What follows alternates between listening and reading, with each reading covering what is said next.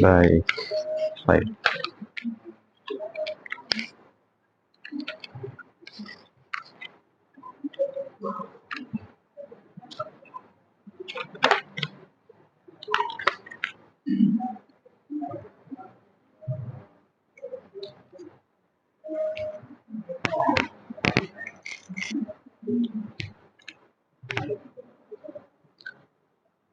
Assalamualaikum warahmatullahi wabarakatuh.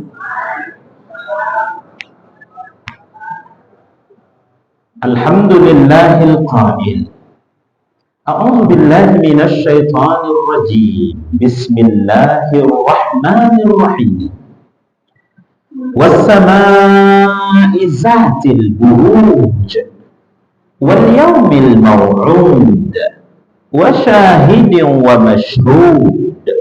Qutila ashabul ukhdud an-nari zatil waqud ilhum 'alaiha qu'ud wa hum 'ala ma yaf'aluna bil mu'minina syuhud wa ma naqamu minhum illa an yu'minu billahil azizil hamid. Asyhadu an la ilaha illallah wa asyhadu anna Muhammadar Rasulullah. Arsalallahu azza wa jalla basyiran wa nadhira wa da'iyan ila Allahi wa biiznihi wa sirajan munira. Bapak-bapak, ibu-ibu, hadirin dan hadirat sekalian, sidang jemaah salat maghrib yang mudah-mudahan dimuliakan Allah. Kajian kita pada malam hari ini insya Allah kita akan berinteraksi dengan ayat-ayat firman-firman Allah yang baru saja kita bacakan ayat-ayatnya. Itu adalah ayat-ayat firman-firman Allah yang terdapat dalam satu surah yang Allah beri nama surahnya dengan surah Al-Buruj. Diberi nama surah kita ini dengan Al-Buruj karena memang terdapat bunyi lafaz itu pada ayat yang pertama, was-samaa'i zatil buruj, yang artinya bahasa kita gugusan bintang demi bintang. Surah, pemberian nama-nama surah di dalam Quran, ya kan? Ada 114 jumlah suratnya. Ini amrun tauqifiyun minallah, perkara yang sudah ditetapkan oleh Allah. Jadi semenjak Al-Quran ini berada di Lauhul Mahfuz, nama-nama surah itu sudah ada. Bukan malaikat yang kasih nama, bukan Nabi Muhammad yang memberi nama. Tidak. Walaupun beberapa surah-surah itu ada nama lain yang diistilahkan, disebutkan oleh baginda Nabi. Bapak Ibu hadirin dan hadirat sekalian, surah kita ini, surah Al-Buruj ini, dalam tertib di dalam mushaf Al-Quran terletak nomor 85. Ya kan? Al-Fatihah, Al-Baqarah, Ali Imran, surah Al-Buruj, surah yang ke-85 kalau kita urut susunan tertibnya di dalam mushaf Al-Quran. Tetapi surah kita ini adalah wahyu yang ke-27 diterima oleh Nabi. Nah, jadi Bapak Ibu, susunan tertib di dalam mushaf Al-Quran itu berbeda dengan wahyu-wahyu itu diterima oleh Nabi. Kalau susunan tertibnya itu tadi Al-Fatihah, Al-Baqarah, Ali Imran, dan seterusnya. Tapi wahyu yang pertama turun bukan Al-Fatihah. Al-Alaq, Iqra bismi rabbika, itu pun cuma 5 ayat. Ada yang berpendapat wahyu yang kedua turun Nur wal qalami wa ma yasturun. Yang ketiga ada yang berkata yang diterima oleh Nabi yang ketiga Al-Muddathir. Tetapi total durasi 23 tahun lamanya semua ayat-ayat firman-firman Allah yang ada di Lauhul Mahfuz itu sudah diterima oleh Nabi. Nah, ini dia. Walaupun ayat-ayat firman-firman Allah itu turun sesuai dengan latar belakang peristiwa-peristiwa yang terjadi. Jadi Bapak Ibu, ada peristiwa turun ayat maka menjadi solusi kalau ada masalah. Ada pertanyaan-pertanyaan Nabi tidak dapat jawab, turun ayat yang jawab pertanyaan. Ustaz, terus bagaimana editingnya? Ini baru seterusnya lanjutan dari ini. Setiap kali Nabi Muhammad mendapatkan wahyu dari malaikat Jibril dari Allah melalui malaikat Jibril, maka malaikat Jibril menunjukkan, oh ini setelah ini lanjutannya. Setiap bulan Ramadan Nabi kita Nabi Muhammad bertadarus dengan malaikat Jibril. Jadi apa yang ada di Lauhul Mahfuz itu persis sama ini. Dengan durasi turun 23 tahun lebih kurang. Baca rumah itu 23 tahun. Nabi Muhammad diangkat menjadi Rasul umur 40 tahun. Bukti tanda Nabi Muhammad, SK pertamanya itu diturunkan wahyu. Wahyu yang pertama turun, Iqra, itu SK. Nabi diangkat menjadi Rasul, buktinya ada wahyu. Umur Nabi 40, 13 tahun pertama itu Nabi berada di Mekah sebelum Nabi hijrah ke Madinah, pindah. Maka 13 tahun. Setelah 13 tahun berarti umur Nabi sudah 53 tahun. Ya kan? Setelah Nabi hijrah ke Madinah, maka sisa 10 tahun, umur 63 tahun Nabi wafat, meninggal dunia. Totalnya kenabian kerasulan Nabi Muhammad itu 23 tahun. Habis meninggal Nabi Muhammad, ayat pun tidak ada yang turun, selesai. Bapak Ibu hadirin dan hadirat sekalian yang dimuliakan Allah. Oleh karena itu, surah kita ini, surah Al-Buruj ini, di antara surah-surah yang agak lebih dini turunnya pada periode Makkiyah. Sehingga itulah surah kita ini dikategorikan sebagai surah Makkiyah yang diterima oleh Nabi sebelum Nabi hijrah ke Madinah. Terang ya Bapak Ibu ya? Oke, baik, kita lanjutkan. Bapak Ibu yang dimuliakan Allah, Ustaz, apa isu utama yang ingin disampaikan oleh Allah kepada Nabi perihal surah kita Al-Buruj ini? Bapak Ibu, ini isinya adalah intimidasi musyriki, keterlaluan terhadap orang-orang yang beriman kepada Allah. Kalau di zaman Nabi Muhammad baru-baru ia mendapatkan risalah wahyu, minoritas kan, masyarakat kaum muslimin masih sedikit sekali, hanya beberapa sahabat yang mau masuk Islam. Ada namanya Bapak Ibu keluarga Yasir, diintimidasi oleh musyrikin Mekah, dan karena memperjuangkan keimanannya kepada Allah Subhanahu wa Ta'ala, maka salah satu yang pertama syahid di dalam Islam, bukan Bapak-bapak, mohon maaf Pak, yang pertama kali mati syahid di dalam Islam gara-gara mempertahankan keimanannya, keyakinannya kepada Allah, diwakili ibu-ibu, namanya adalah Sumayyah. Jadi kisah intimidasi ini, datanglah Allah menurunkan ayatnya surah Al-Buruj, ingin menyampaikan, menenangkan hati. Kalau tadi yang keluarga Yasir, sampai-sampai Nabi mengatakan, sabar wahai keluarga Yasir, surga menanti, sampai begitu. Maka datanglah Allah Subhanahu wa Ta'ala menurunkan ayat-ayatnya, firman-firmannya yang diintimidasi orang yang beriman kepada Allah oleh musyrik. Itu bukan hanya kalian, dahulu sudah pernah terjadi hal yang sama. Itulah yang dikisahkan di dalam ayat kita ini pada tahun 534 Masehi, berarti jauh sebelumnya, terjadi orang-orang musyrikin yang membantai, yang mengintimidasi orang-orang beriman. Puncak intimidasinya adalah membakar hidup-hidup orang yang beriman kepada Allah.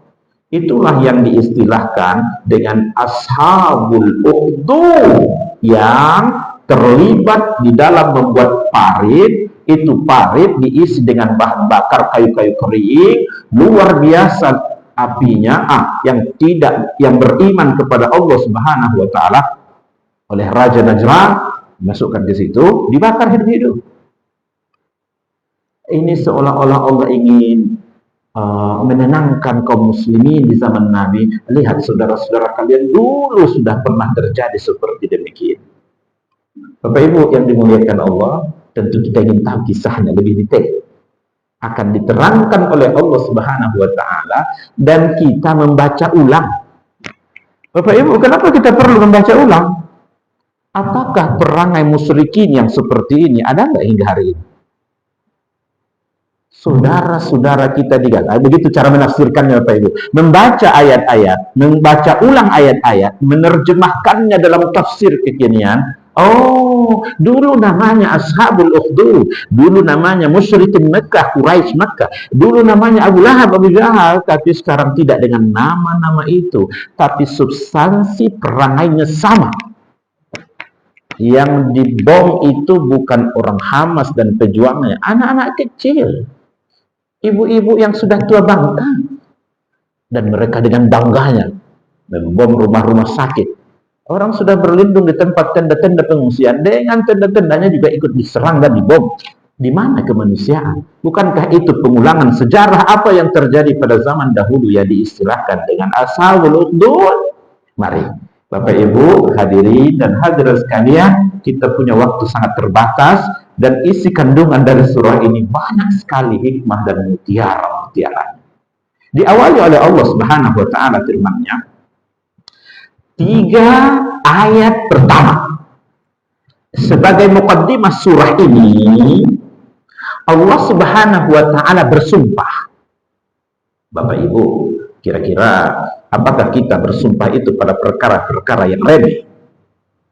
Sembarang saya sumpah, tidak mungkin. Kita itu bersumpah mengatakan wallahi tallahi billahi itu pada perkara yang penting. Kalau tidak penting, tidak mau kita bersumpah. Orang tidak percaya, tidak yakin, kita bersumpah itu.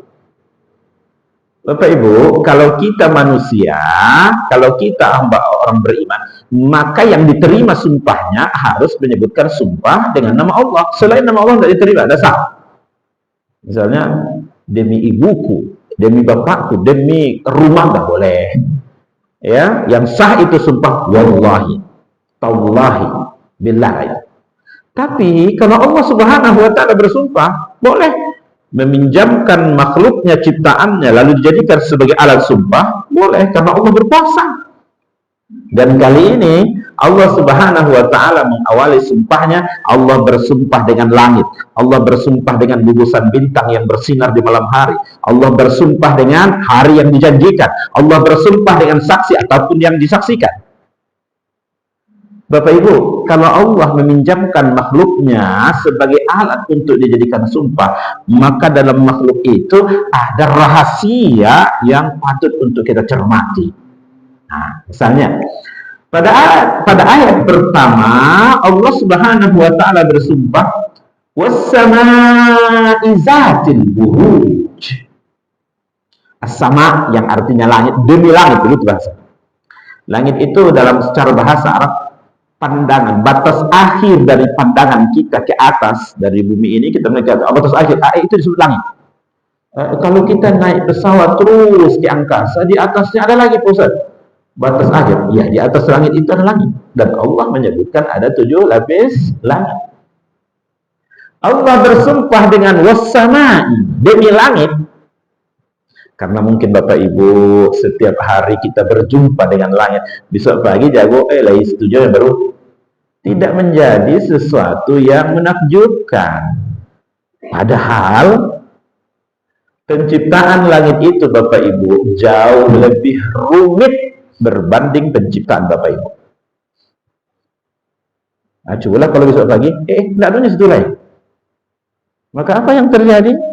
Kiamat. Ada surah sebelum ini Allah berfirman, "Idza sama'un syaqqat." Bila langitnya sudah terbelah, tidak ada situ lain.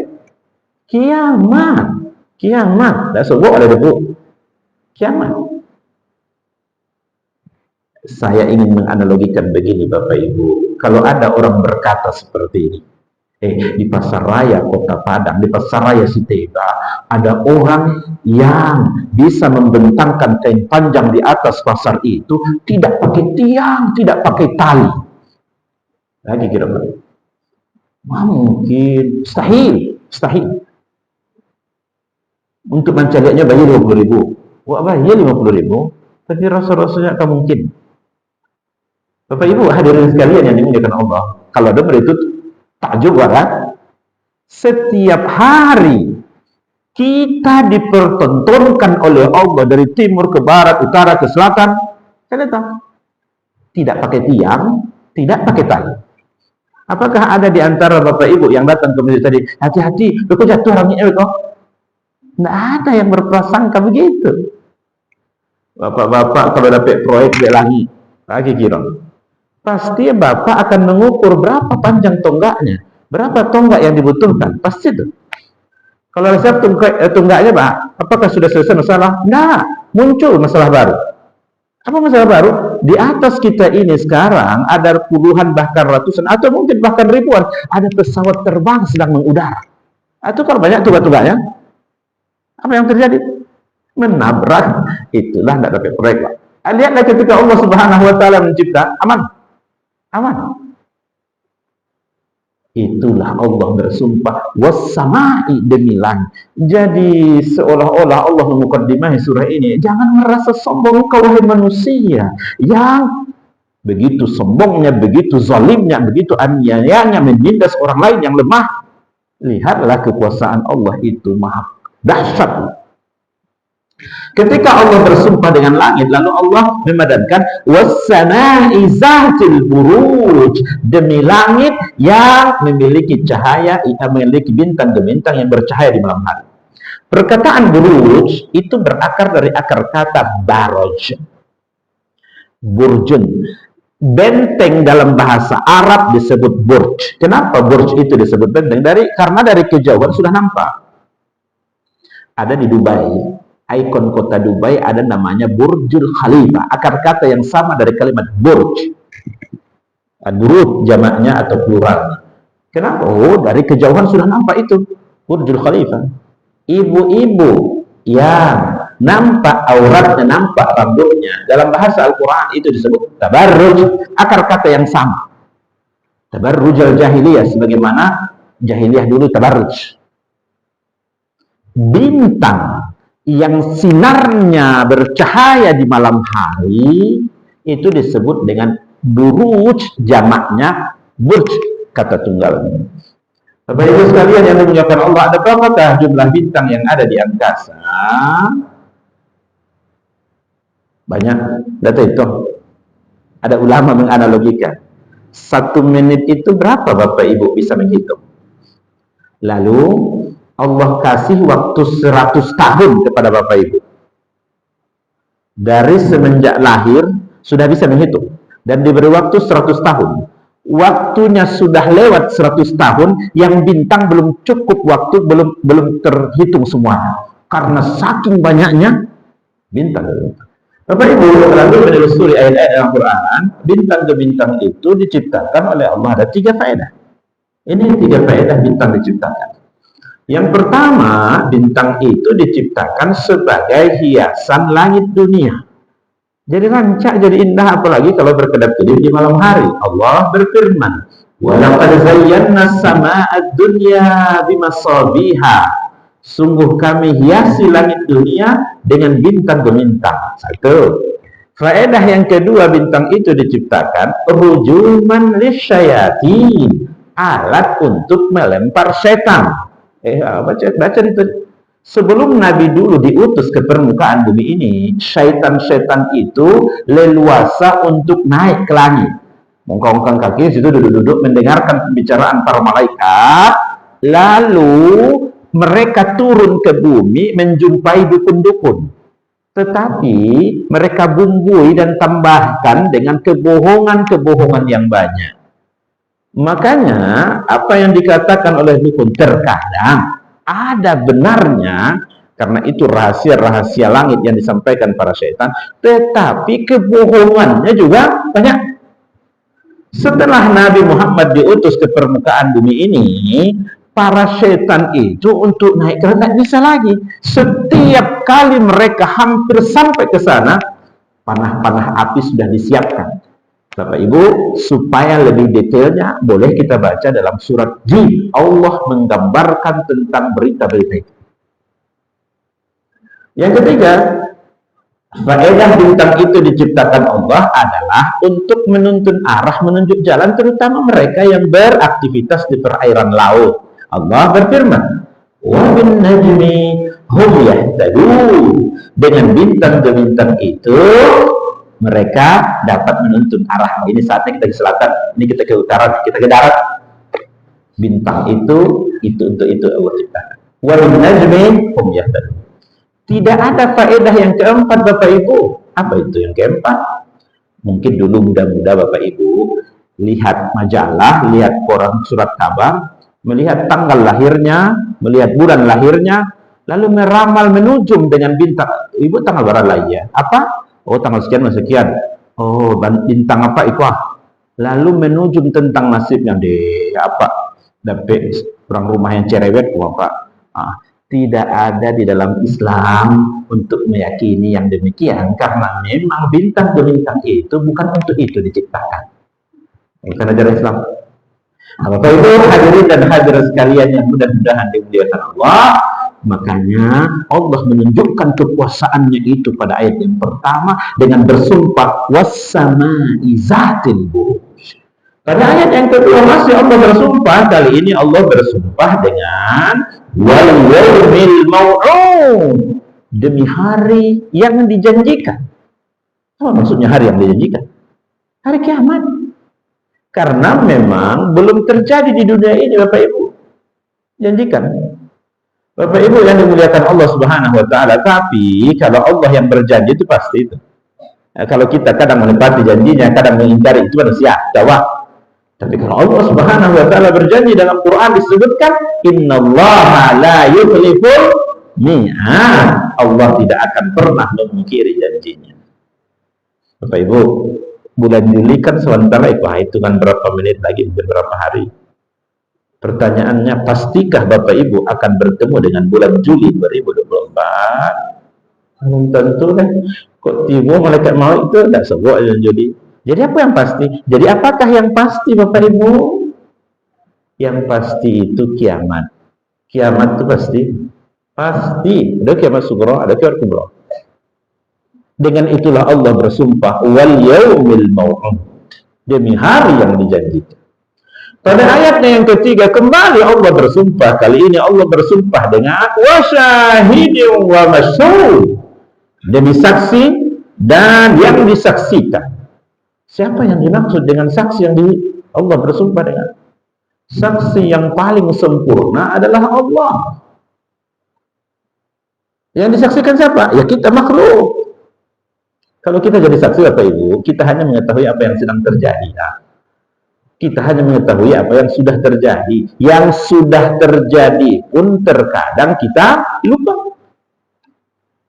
Makanya yang paling sempurna saksinya adalah Allah. Bapak Ibu, dulu waktu muda-muda pernah tinggal sholat 5 waktu.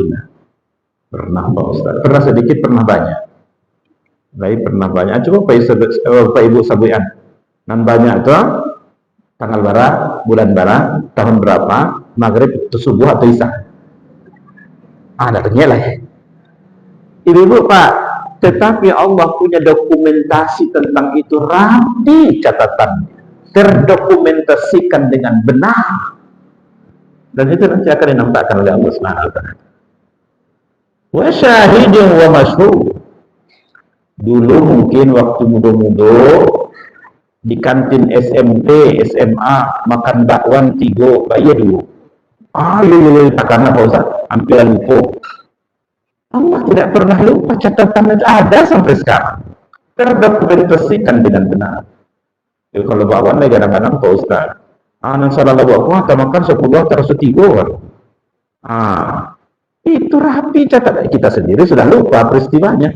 Kita sendiri sudah ingatnya separuh-separuh. Nama jual itu lebih pun tadi makin itu. Sementara Allah Subhanahu wa taala punya dokumentasi terkait dengan itu. Makanya Allah bersumpah, wa syahidin wa masyhud. Bapak Ibu, dari 3 ayat pertama Allah bersumpah dengan itu saja sudah mengingatkan kita.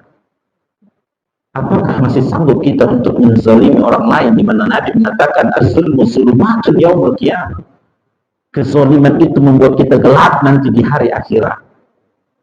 Setelah itu, setelah 3 ayat pertama Allah Subhanahu wa taala bersumpah menunjukkan tentang kekuasaan Allah itu, maka masuk pada tema inti di mana Allah mengecam perbuatan masa lalu musyrikin yang melakukan intimidasi pada orang beriman. Beginilah kecaman Allah itu. Qutila ashabul ukhdud. Qutila bukan membunuh, berperang bukan. Di sini qutila itu artinya binasalah. Binasalah ashabul ukhdud. Apa yang dimaksud ashabul ukhdud? Yang terlibat dahulu memborong parit dan membakar hidup-hidup orang beriman di dalam. Berhenti kita sebentar. Bapak Ibu, ini kaidah ulama. Baik.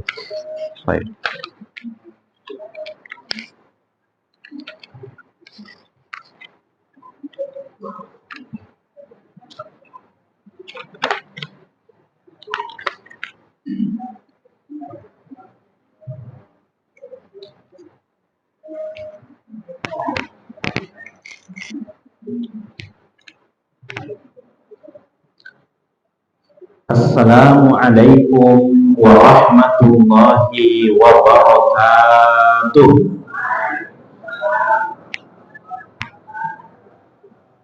Alhamdulillahil qail. A'udzu billahi minasy syaithanir rajim. Bismillahirrahmanirrahim.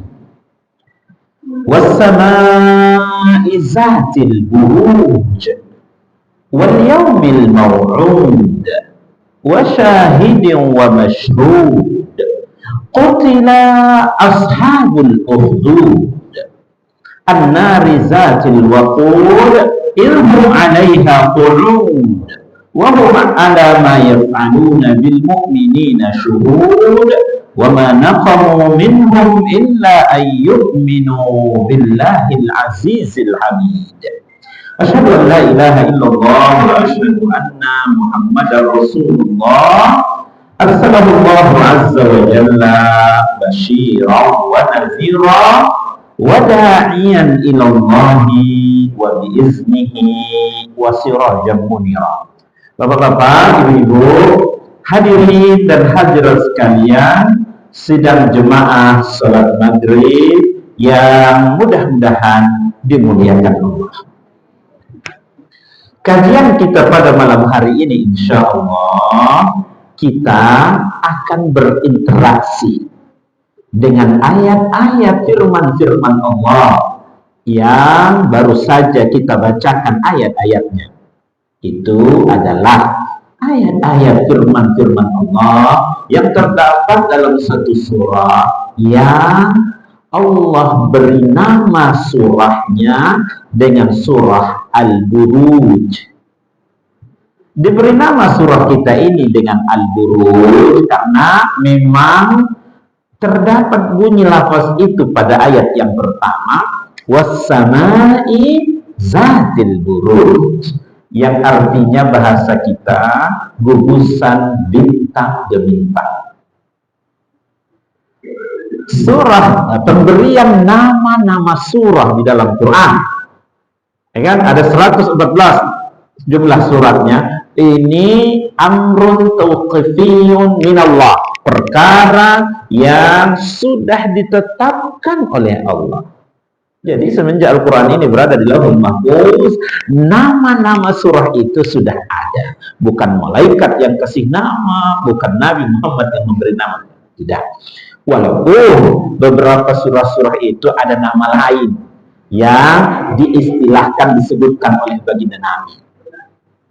Bapak Ibu hadirin dan hadirat sekalian, surah kita ini, surah Al-Buruj ini, dalam tertib di dalam mushaf Al-Quran terletak nomor 85. Ya kan? Al-Fatihah, Al-Baqarah, Ali Imran, surah Al-Buruj, surah yang ke-85 kalau kita urut susunan tertibnya di dalam mushaf Al-Quran. Tetapi surah kita ini adalah wahyu yang ke-27 diterima oleh Nabi. Nah, jadi Bapak Ibu, susunan tertib di dalam mushaf Al-Quran itu berbeda dengan wahyu-wahyu itu diterima oleh Nabi. Kalau susunan tertibnya itu tadi Al-Fatihah, Al-Baqarah, Ali Imran, dan seterusnya. Tapi wahyu yang pertama turun bukan Al-Fatihah. Al-Alaq, Iqra' bismi rabbik, itu pun cuma 5 ayat. Ada yang berpendapat wahyu yang kedua turun Nur wal qalami wa ma yasturun. Yang ketiga ada yang berkata yang diterima oleh Nabi yang ketiga Al-Muddathir. Tetapi total durasi 23 tahun lamanya semua ayat-ayat firman-firman Allah yang ada di Lauhul Mahfuz itu sudah diterima oleh Nabi. Nah, ini dia.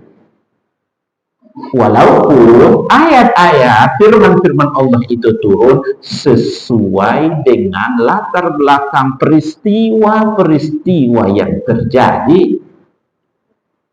Nah, jadi Bapak Ibu, ada peristiwa turun ayat maka menjadi solusi kalau ada masalah. Ada pertanyaan-pertanyaan Nabi tidak dapat jawab, turun ayat menjawab pertanyaan. Ustaz, terus bagaimana editingnya? Ini baru seterusnya lanjutan dari ini. Setiap kali Nabi Muhammad mendapatkan wahyu dari malaikat Jibril dari Allah melalui malaikat Jibril, maka malaikat Jibril menunjukkan, oh ini setelah ini lanjutannya. Setiap bulan Ramadan Nabi kita Nabi Muhammad bertadarus dengan malaikat Jibril. Jadi apa yang ada di Lauhul Mahfuz itu persis sama ini. Dengan durasi turun 23 tahun lebih kurang. Baca rumah itu 23 tahun. Nabi Muhammad diangkat menjadi Rasul umur 40 tahun. Bukti tanda Nabi Muhammad, SK pertamanya itu diturunkan wahyu. Wahyu yang pertama turun, Iqra, itu SK. Nabi diangkat menjadi Rasul, buktinya ada wahyu. Umur Nabi 40, 13 tahun pertama itu Nabi berada di Mekah sebelum Nabi hijrah ke Madinah, pindah. Maka 13 tahun. Setelah 13 tahun berarti umur Nabi sudah 53 tahun. Ya kan? Setelah Nabi hijrah ke Madinah, maka sisa 10 tahun, umur 63 tahun Nabi wafat, meninggal dunia. Totalnya kenabian kerasulan Nabi Muhammad itu 23 tahun. Habis meninggal Nabi Muhammad, ayat pun tidak ada yang turun. Selesai. Bapak Ibu hadirin dan hadirat sekalian yang dimuliakan Allah. Oleh karena itu, surah kita ini, surah Al-Buruj ini, di antara surah-surah yang agak lebih dini turunnya pada periode Makkiyah. Sehingga itulah surah kita ini dikategorikan sebagai surah Makkiyah yang diterima oleh Nabi sebelum Nabi hijrah ke Madinah. Terang ya Bapak Ibu ya? Oke, baik, kita lanjutkan. Bapak Ibu yang dimuliakan Allah, Ustaz, apa isi isu utama yang ingin disampaikan oleh Allah kepada Nabi perihal surah kita Al-Buruj ini? Bapak Ibu, ini isinya adalah intimidasi musyriki, keterlaluan terhadap orang-orang yang beriman kepada Allah. Kalau di zaman Nabi Muhammad baru-baru ia mendapatkan risalah wahyu, minoritas kan, masyarakat kaum muslimin masih sedikit sekali, hanya beberapa sahabat yang mau masuk Islam. Ada namanya Bapak Ibu keluarga Yasir,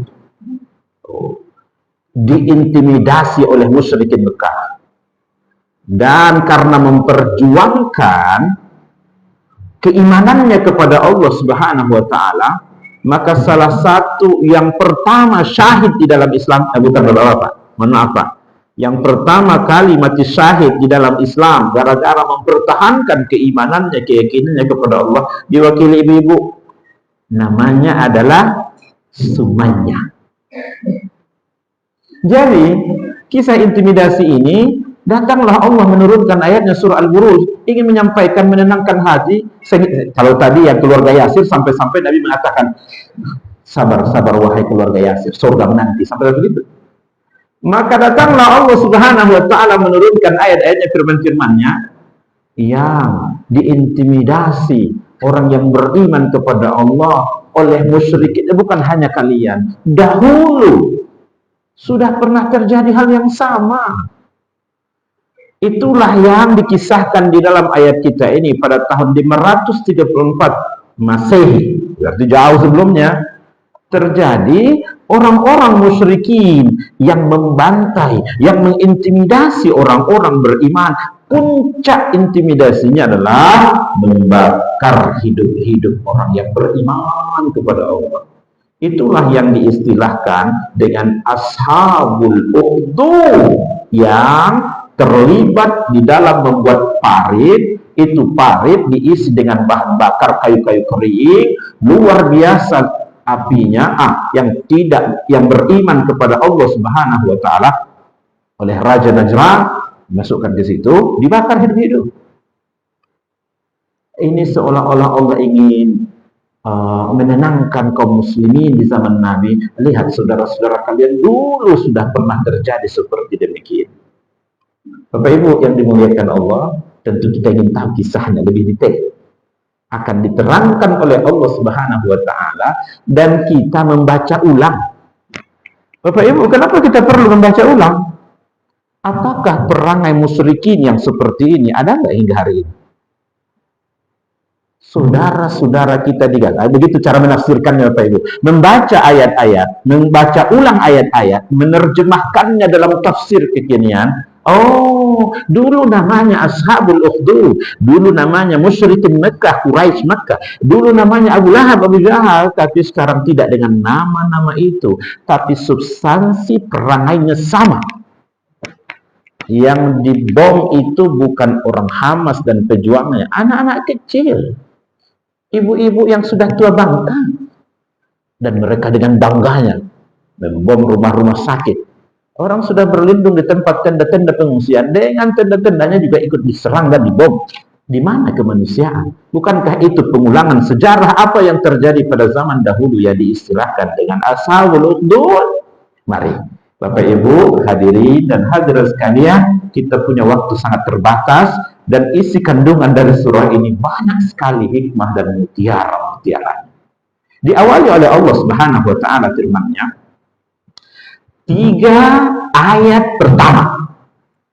Sebagai muqaddimah surah ini, Allah Subhanahu wa taala bersumpah. Bapak Ibu, kira-kira apakah kita bersumpah itu pada perkara-perkara yang remeh? Sembarang saya sumpah, enggak mungkin. Kita itu bersumpah mengatakan wallahi tallahi billahi, itu pada perkara yang penting. Kalau enggak penting, enggak mau kita bersumpah. Orang tidak percaya, tidak yakin, kita bersumpah itu. Bapak Ibu, kalau kita manusia, kalau kita hamba orang beriman, maka yang diterima sumpahnya harus menyebutkan sumpah dengan nama Allah. Selain nama Allah tidak diterima, ada sah. Misalnya, demi ibuku, demi bapakku, demi rumah nggak boleh. Ya, yang sah itu sumpah wallahi, tallahi, billahi. Tapi kalau Allah Subhanahu wa taala bersumpah, boleh meminjamkan makhluknya, ciptaannya, lalu dijadikan sebagai alat sumpah, boleh, karena Allah berkuasa. Dan kali ini Allah Subhanahu wa taala mengawali sumpahnya, Allah bersumpah dengan langit, Allah bersumpah dengan gugusan bintang yang bersinar di malam hari, Allah bersumpah dengan hari yang dijanjikan, Allah bersumpah dengan saksi ataupun yang disaksikan. Bapak Ibu, kalau Allah meminjamkan makhluknya sebagai alat untuk dijadikan sumpah, maka dalam makhluk itu ada rahasia yang patut untuk kita cermati. Nah, misalnya, pada ayat pertama, Allah Subhanahu wa taala bersumpah, was-samaa'i zatil buruj. As-sama yang artinya langit, demi langit itu bahasa. Langit itu dalam secara bahasa Arab pandangan, batas akhir dari pandangan kita ke atas dari bumi ini, kita melihat batas akhir itu disebut langit. Kalau kita naik pesawat terus di angkasa, di atasnya ada lagi pusat batas akhir. Ya, di atas langit itu ada langit. Dan Allah menyebutkan ada 7 lapis langit. Allah bersumpah dengan wassama'i, demi langit. Karena mungkin Bapak Ibu setiap hari kita berjumpa dengan langit. Besok pagi jago, lagi setuju baru. Tidak menjadi sesuatu yang menakjubkan. Padahal penciptaan langit itu Bapak Ibu jauh lebih rumit berbanding penciptaan Bapak Ibu. Nah, cobalah kalau besok pagi, tidak adanya situ lain. Maka apa yang terjadi? Kiamat. Ada surah sebelum ini Allah berfirman, "Idza sama'un syaqqat." Bila langitnya sudah terbelah, tidak ada situ lain. Kiamat. Kiamat. Tidak sebut ada debu. Kiamat. Saya ingin menganalogikan begini Bapak Ibu. Kalau ada orang berkata seperti ini, di pasar raya Kota Padang, di pasar raya Sitega, ada orang yang bisa membentangkan kain panjang di atas pasar itu, tidak pakai tiang, tidak pakai tali. Lagi kira-kira. Mungkin, mustahil. Untuk mencarinya bayar 20.000. Wah, bayar 50.000, tapi rasa-rasanya tak mungkin. Bapak Ibu hadirin sekalian yang dimuliakan Allah, kalau dengar itu takjub kan? Setiap hari kita dipertontonkan oleh Allah dari timur ke barat, utara ke selatan, tidak pakai tiang, tidak pakai tali. Apakah ada di antara Bapak Ibu yang datang ke masjid tadi, hati-hati, kok jatuh orangnya kok? Tidak ada yang berprasangka begitu. Bapak-bapak kalau dapat proyek di langit, lagi kira, pasti Bapak akan mengukur berapa panjang tonggaknya, berapa tonggak yang dibutuhkan, pasti itu. Kalau resep tonggaknya Pak, apakah sudah selesai masalah? Nah, muncul masalah baru. Apa masalah baru? Di atas kita ini sekarang ada puluhan bahkan ratusan atau mungkin bahkan ribuan ada pesawat terbang sedang mengudara. Atau kalau banyak tonggak-tonggaknya, apa yang terjadi? Menabrak. Itulah tidak dapat proyek Pak. Lihatlah ketika Allah Subhanahu Wa Taala mencipta, aman.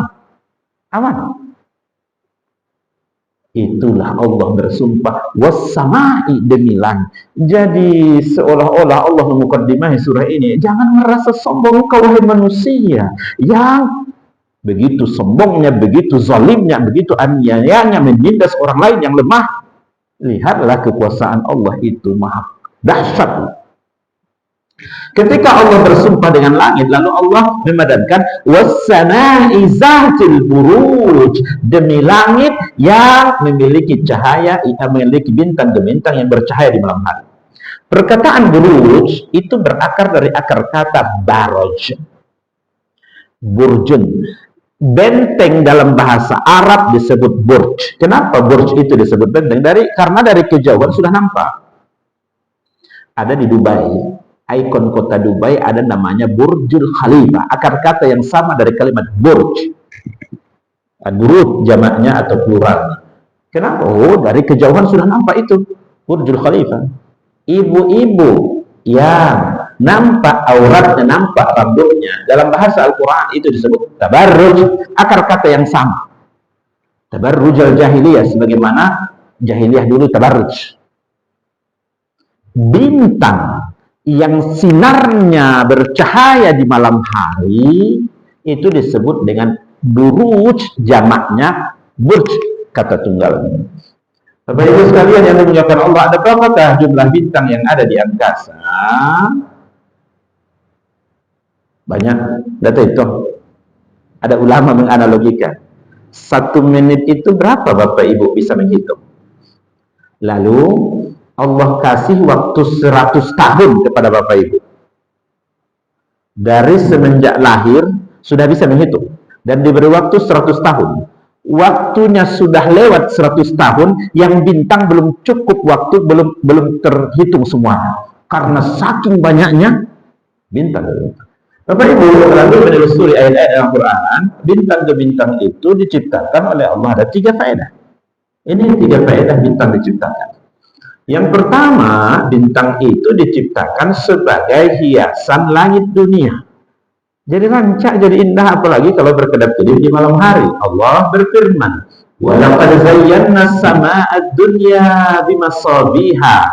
Sungguh kami hiasi langit dunia dengan bintang gemintang. Satu. Faedah yang kedua, bintang itu diciptakan rujuman lisyayatin, alat untuk melempar setan. Baca itu. Sebelum Nabi dulu diutus ke permukaan bumi ini, syaitan-syaitan itu leluasa untuk naik ke langit. Mengkongkong kaki situ duduk-duduk mendengarkan pembicaraan para malaikat, lalu mereka turun ke bumi menjumpai dukun-dukun.